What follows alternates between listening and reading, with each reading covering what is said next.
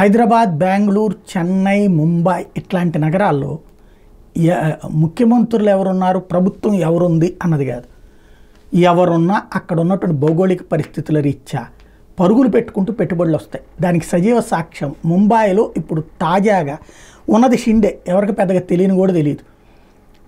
కానీ అక్కడ పెట్టుబడుల పరంగా చూస్తే ఏకంగా 5 మెగా ఇన్ఫ్రాస్ట్రక్చర్ ప్రాజెక్ట్స్ ఓకే అయినాయి 24-25 కోసం. ఇందులో దాదాపుగా న్యూ వాషి క్రెక్ బ్రిడ్జ్ ఒకటి, అట్లాగే అంటే ఆ ప్రాంతంలో ఏర్పాటు చేసిన దాంతో కలిపితే ఓవరాల్గా 3 అండర్ గ్రౌండ్ లైన్ లీడింగ్ ఒకటి, అట్లాగే డెవలప్మెంట్ పూర్తి చేసినటువంటి 2, టోటల్గా ఇవన్నీ కలిపేసేసి 5 భారీ ప్రాజెక్టులని ప్రారంభిస్తున్నట్టు ప్రకటించి ఇన్ఫ్రాస్ట్రక్చర్ ప్రాజెక్ట్స్. అంటే ఇవన్నీ కూడా అక్కడ ప్రభుత్వం ఇంకా ఎలక్షన్ దగ్గరకు వచ్చేసినాయి కదా అని కాదు, ఎప్పటి నుంచినో చేస్తున్నారు. అవన్నీ ఈ 25 కల్లా పూర్తి చేసేటటువంటి ప్రక్రియ చేపట్టబోతూ ఉన్నారు.